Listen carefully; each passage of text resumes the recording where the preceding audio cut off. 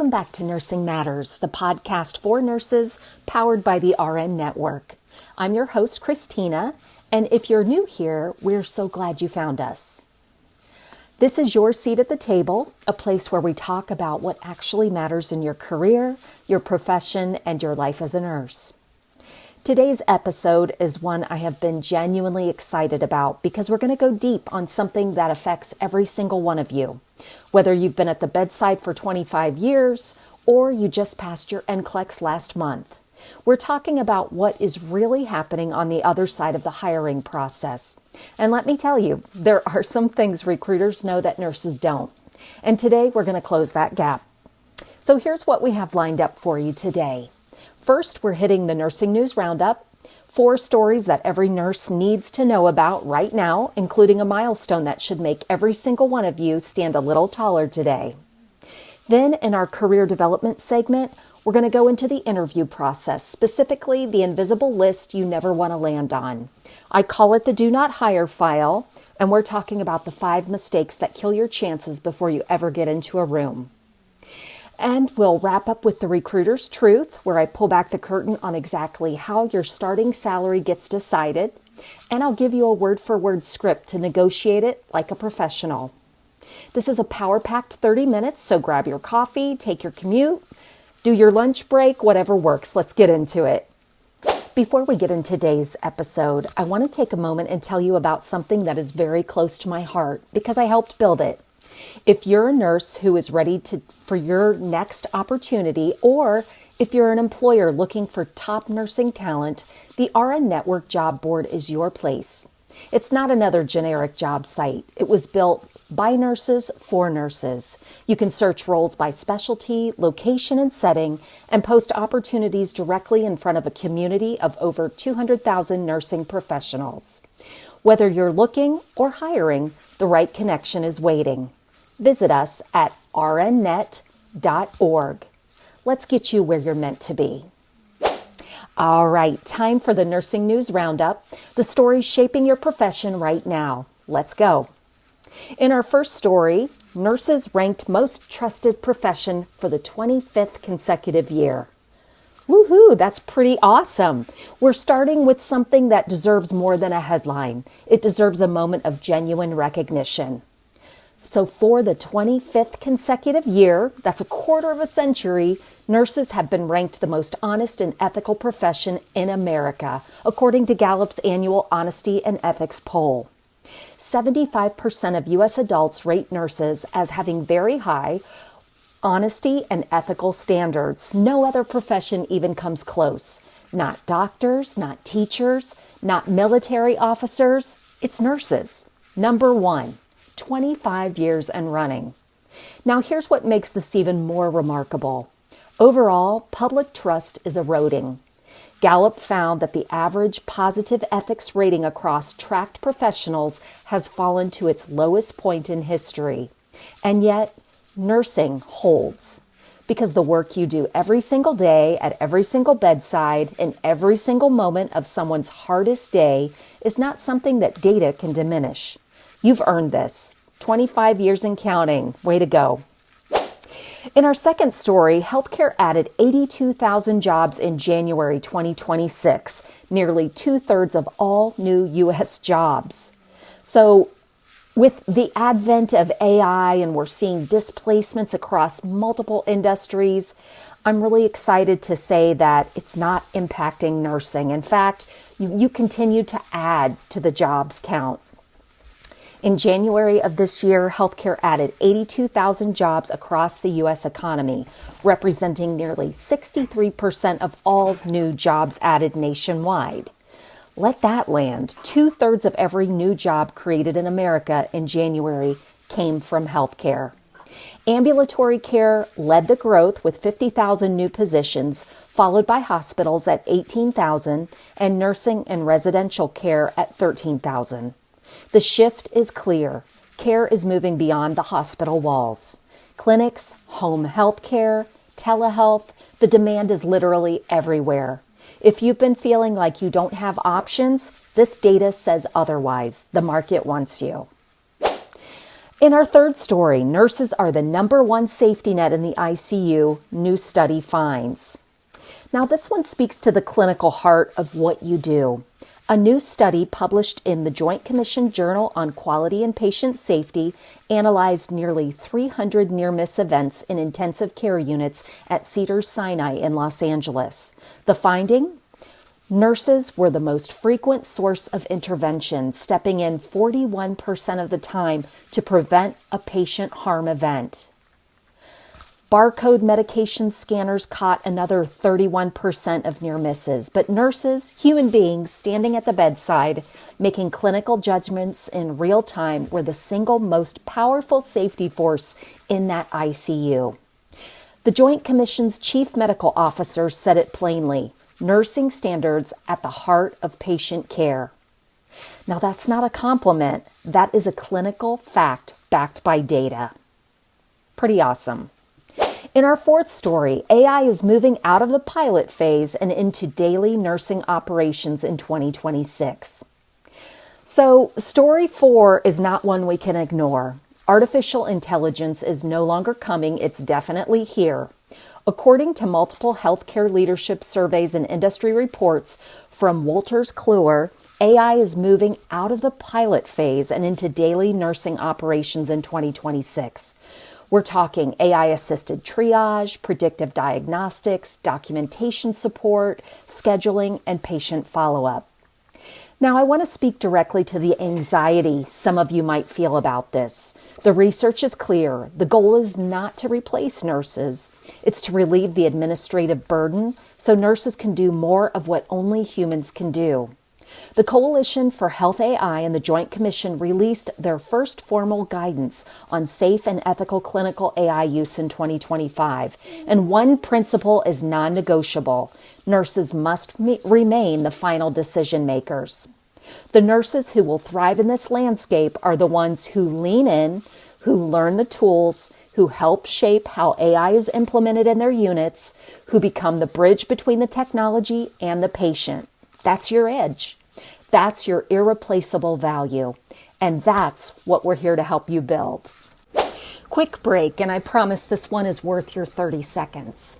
Are you due for your ACLS recertification? Maybe you've been putting it off because you can't afford to miss a shift, can't find a class that fits your schedule, or you just don't want to sit in a room for 8 hours on your day off.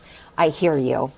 ACLS Online through the RN Network lets you complete your certification completely on your schedule, anytime, anywhere. The training is evidence-based, the process is straightforward, and when you're done, you're done. No more scrambling, no more expired credentials. Sign up today at acls.rnnet.org. That's acls.rnnet.org. Okay, career development time. And today I'm going to give you something most recruiters would never say out loud. There is an informal and sometimes very formal flagging system inside most applicant tracking systems and recruiter notes. And when a candidate gets flagged, we call it the do not hire file. The scary part, you can land on this list without ever speaking to a human being. In a healthcare market where hospitals are becoming more selective, even as the nursing shortage deepens, this matters more than ever. So I'm going to walk you through the 5 mistakes that will get you flagged and what to do instead. So mistake number 1, integrity violations or the creative embellishments. So number 1 is dishonesty, and I don't just mean lying about a degree, I mean the gray area stuff. Claiming charge nurse when you only filled in for once for 3 months. Listing ICU experience when you floated there twice. Here's what you need to understand. Recruiters have verification tools that are more powerful than ever, and our networks are tighter than you think. If I catch a discrepancy between your resume and your reference check, I don't think, oh, they probably just exaggerated a little. I think, I cannot trust this person on the floor. In healthcare, trust is the only currency that matters. The fix? Be radically honest about your skill set. Own your gaps. Frame your growth. A recruiter who sees a nurse who knows exactly what she knows and is hungry to learn more, That is a compelling candidate. Mistake number 2, the timeline shuffle. So essentially you're hiding gaps and job hopping.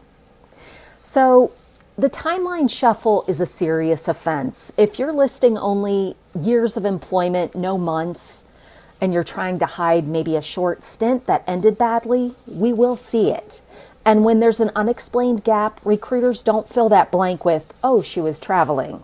We fill it with performance issue or termination. Here's a secret. We do not care if you took 6 months off to care for a sick parent or to travel to Europe. What we care about is the mystery, so address it. A simple label, career sabbatical, family caregiving, or planned break, personal development, is really all you need. Explain the gap, own that story. That's always better than hoping we don't notice.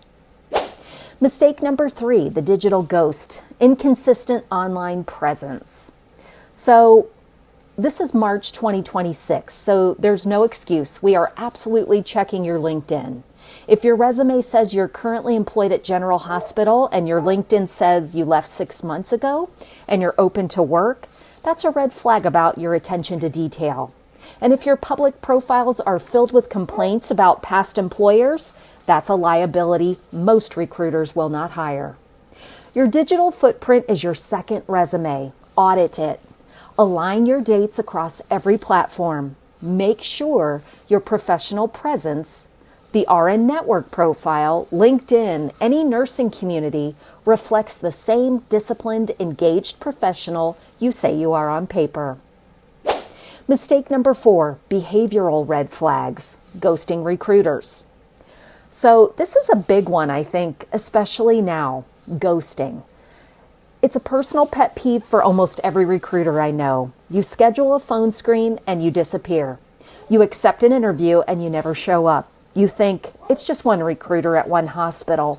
But here's what you may not know. Many large healthcare systems share central databases. Ghost one recruiter and you may find yourself quietly blocked from an entire hospital system. If you've accepted another offer, just tell us. A simple professional, thank you for the opportunity. I've accepted a role that's a better fit for right now, keeps every door open for the future. You never know when you'll want to walk back through one. Mistake number 5, the spray and pray application strategy. When you apply for 15 jobs at the same hospital, ranging from the NICU to case management to surge tech, trust me, recruiters see it and it tells one thing: desperation, not versatility. I want to hire someone who's passionate about the specific role they've applied for. If you apply for everything, you're showing a lack of focus. The strategy: quality over volume. Know what you want. Apply where your experience and passion align. You can always expand your search, but lead with intention. 5 mistakes, 5 fixable things. None of them require more credentials or more experience. They require more self-awareness and more strategy. And the good news is you have both. Do you love nursing but feel burnt out? We get it. Our healthcare systems globally are stretched to the max, and the demands on nurses are higher than ever. There is an expectation to provide exceptional care at the expense of your physical and mental health, as well as time with your family. Maybe you've thought about leaving the profession or are scrolling endlessly looking for work-from-home positions. The Mama Coach is the opportunity you've been looking for. To learn more about the Mama Coach, visit themamacoach.rnnet.org. That's the MAMA coach.rnnet.org. All right, let's get into the recruiter's truth. This is the segment where I stop being a podcaster and start being the recruiter who is rooting for you hard. Because what I'm about to tell you is something most hiring managers never share and most nurses never ask.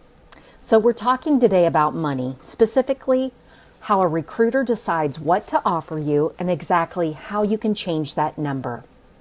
So here's the first thing you need to know. Before I ever dial your phone number for a phone screen, the salary range is already set. It was built by HR, a CFO, and market analysis. I cannot, as a recruiter, create a number outside of that range. What I can do is decide where on that range to place you. And if the range for a staff nurse 2 in a telemetry unit runs from $45 to $62 an hour, my default is to bring you in between the 25th and the 50th percentile. Why, you may ask? Because if I bring you in at the top, you hit a ceiling fast with no room to grow. So ask for a range early. Say, before we go further, can you share the full compensation range for this role? That single question tells me you know what you're doing, and it gives you the data you need to negotiate intelligently. So here's something that frustrates a lot of nurses. You have 10 years of experience and the offer feels low. Here's why. If 8 of those years were in school nursing and you're applying for a high acuity ER role, as a recruiter, we may only count 2 of those years towards your specialty pay. Directly relevant experience gets a 1-to-1 ratio. Indirectly relevant experience might be 50 cents on the dollar. So how do you fix this? You frame your experience for relevance. So if you're moving from med-surg to ICU, don't say you provided patient care. Tell me about your experience managing hemodynamics. Talk about the high acuity moments. Use the language of the role you want. The more relevant I can justify your years to my hiring manager, the higher I can place you on that grid. So now, one really important factor is internal equity. This is the one that nobody really tells you about. It's called internal equity. I literally cannot pay a new hire more than an existing employee who has the exact same credentials and years of experience. If I have a nurse who's been here 5 years, let's say at $52 an hour, and you come in with 5 years asking for 48, I can't say yes to that. Not because I don't think you're worth it, but because if that gets out, it causes a mutiny and potential legal exposure. So when a recruiter says, this is the best we can do, often that is genuinely true about the base rate. But here's the move for you. Pivot to sign-on bonuses, which come from a completely different budget. Ask about relocation. Ask about tuition reimbursement. Ask about shift diffs and certification pay. If the base is frozen, other buckets are not. So now, let's talk about how to negotiate like a professional. You need a script to do this. I can say this because in my entire career, I have never rescinded an offer because a candidate asked for more money respectfully. The only time I've ever had to rescind is if they lied or were disrespectful. So here is exactly what to say. The recruiter says, we'd like to offer you the position at $48.50 per hour. You say, thank you so much. I'm genuinely excited about this team. Based on my 5 years of specialized oncology experience and my recent certification, I was expecting something closer to $53. Is there any flexibility in the base rate to get closer to that number? So notice what happened there. You expressed gratitude. You cited specific reasons, experience, and a credential. And you used the word flexibility, professional, non-confrontational, and it was effective. That's how you do it. If they say no, well, you pivot. So don't be defeated. You're being strategic. You're asking for more. You're pushing to find out where you can get to that dollar amount you're trying to get to. The hospitals need you now more than ever, and more than you might realize right now. You deserve to be paid like it. Okay, we're not done yet. I saved the best for last. Pour yourself something good because this next segment, this one's for you, the real you. Not the you in scrubs clocking in at 7 a.m., the you who has been sitting on something, an idea, a plan, a quiet little voice that says, there has to be more than this. I hear you because, like you, I'm a bit entrepreneurial. And I need to tell you something that nobody in your hospital orientation, your nursing school program, or your annual performance review ever said out loud. Your nursing license is not a leash. It's actually a launch pad. So here's the first thing I want to address, the permission problem. Nurses, and I say this with enormous love and zero judgment because I get it, nurses are trained to wait for permission, wait for the order, wait for the attending, wait for approval. Follow the protocol, document, verify, escalate, repeat. And that training saves lives, and I mean that. In a clinical setting, that instinct is exactly right. But somewhere along the way, a lot of nurses started applying that same permission-seeking behavior to their entire career. Waiting for the promotion that never comes, waiting to feel ready enough to start the thing they've been thinking about for 3 years, waiting for someone in the corner office to recognize what they're worth. Can I be honest? Nobody is coming to give you permission. The promotion committee is not sitting around saying, I wonder when Nurse Jennifer is going to feel confident enough to ask for what she deserves. They're not thinking about you. I know that sounds so harsh, and I almost cringe saying it, but it is also the most liberating thing I ever realized about my own career. Nobody was going to hand me the life I wanted. I had to build it. And the beautiful, ridiculous, slightly infuriating truth is you already have everything you need to start. You have a license that took years of blood, sweat, clinicals, and NCLEX anxiety to earn.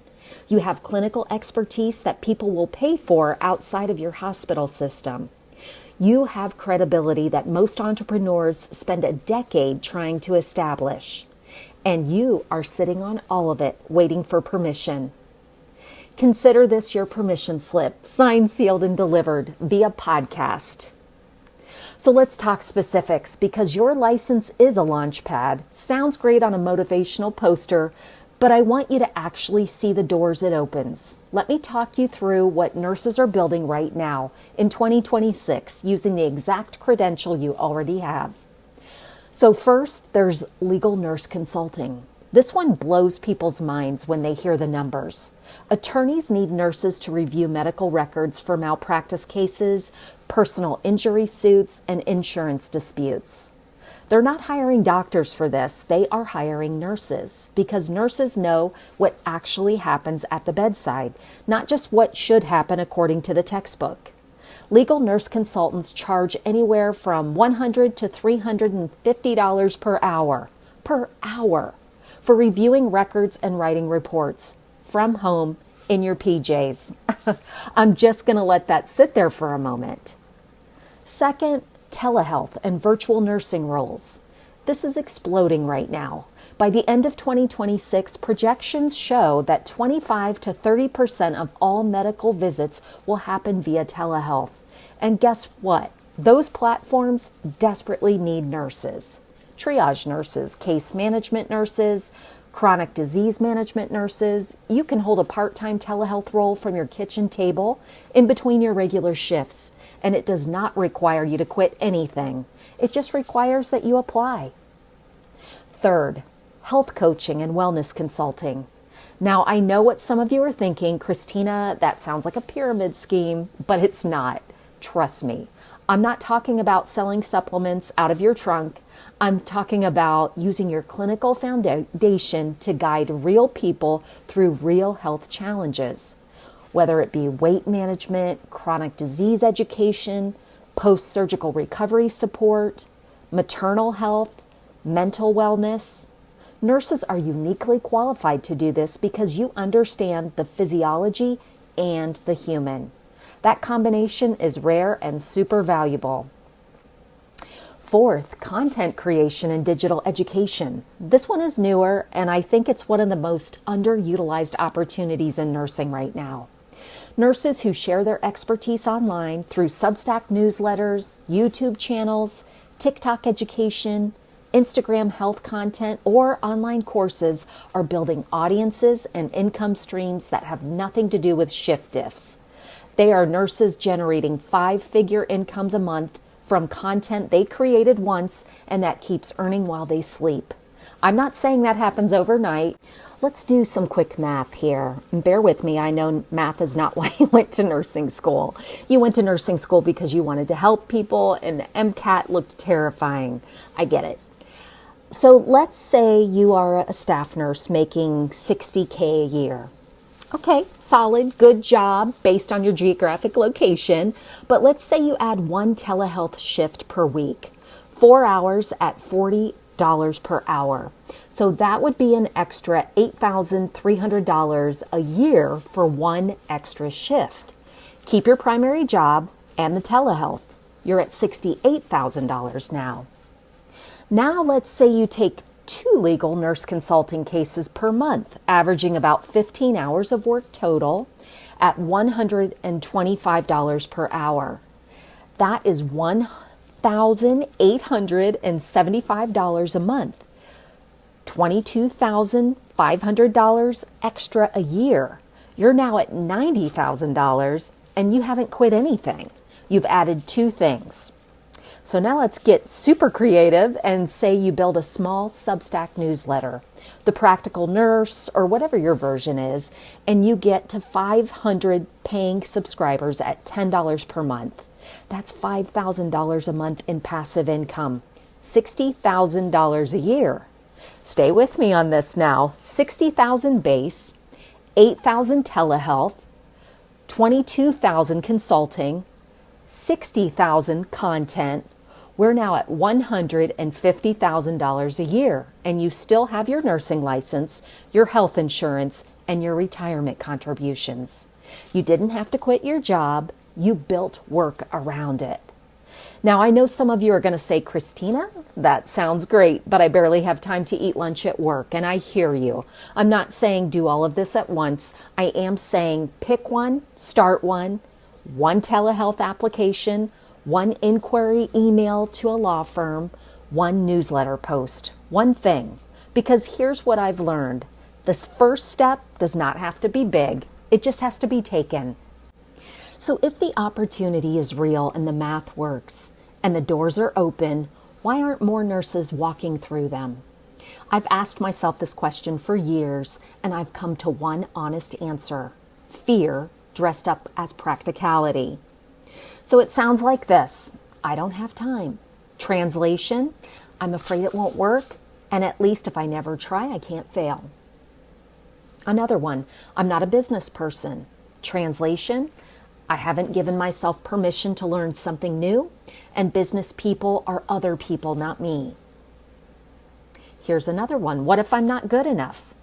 And that one I want to sit with for a second, because that question is usually coming from the most competent, most dedicated nurses in the room. The ones who care so much about what they do that the idea of putting themselves out there feels reckless. Here's what I want to say to that version of you. You have kept people alive. You have held the hands during the worst moments of human life. You've made clinical decisions in the middle of the night that textbooks cannot fully prepare you for. And you've advocated for patients when no one else would. If you can do that, you can send an email. You can post a paragraph. You can file for an LLC. You can build anything. The bar for entrepreneurship is not perfection, it's persistence. And nurses, persistence is your entire professional identity. So here's where I land. I'm not here to tell you to quit your job tomorrow. I'm not here to sell you a course or a coaching program or a 5-step system. I am here to tell you the truth. The nursing profession is changing faster than at any point in its history. AI is reshaping clinical workflows. Hospital systems are consolidating. The rules around where nurses work and how they earn are being rewritten in real time. You can wait and see what that means for you, or you can get ahead of it. Your license is not just a permission to practice. It's a credential that opens doors in law, business, technology, education, media, and entrepreneurship. Most nurses were never told that. Consider yourself told. Here is your challenge, and I'm completely serious about this. In the next 48 hours, I want you to do one thing towards the version of yourself that is not dependent on a single employer's decision for your financial security. Do just one thing. Google legal nurse consulting. Update your LinkedIn to say you're open to telehealth roles. Write the first post for your newsletter you've been thinking about. Register the LLC you've been putting off. Join the RN network and introduce yourself in the community. One thing, 48 hours, and then come back to me and tell me what you did, because I'm rooting for you, not just as a nurse, as a human being who deserves to build a life that's bigger. Your license is a launch pad. The question is, where do you want to go? All right, that's a wrap for today's episode of Nursing Matters. What a ride. Let me leave you with a quick recap of everything we covered today, because this one was pretty packed. We started with the Nursing News Roundup, where you learned that nurses have held the #1 most trusted job in America for 25 consecutive years, that healthcare created nearly 2/3 of all new U.S. jobs in January, that nurses are the single most powerful safety force in the ICU according to new research, and that AI is officially in your workflow wherever you work. So make it work for you. In career development, we did a deep dive on the 5 mistakes that quietly land nurses on the do not hire list, and every single one of them is fixable starting today. In the recruiter's truth, you got the actual salary formula, the predetermined grid, the internal equity wall, and the word-for-word negotiation script to use on your next offer call. And in our bonus segment, we talked about what your license actually unlocks for you, from legal nurse consulting to telehealth to content creation to speaking. And we did the math to show you what a portfolio career could look like in real numbers. Knowledge is leverage. Today, you walked away with more of both. If this episode added value to your career, here's what I'm asking you to do. Share it, please. Send it to a colleague who is job searching. Drop it in your unit group chat. Post it to the RN network community. There are nurses out there making every one of these mistakes who don't have to, because you're passing this along. Everything we talked about today, the job board, the salary database, the free resources, the community, it all lives at rnnet.org. You don't have to navigate this alone. Until next time, keep showing up, keep advocating for yourself, keep building, and remember, nursing is not just a career, it's a calling, a credential, and a launch pad. You are exactly what this profession needs. I'm your host, Christina. Thank you so much for spending time with me. I'll see you on the next episode of Nursing Matters.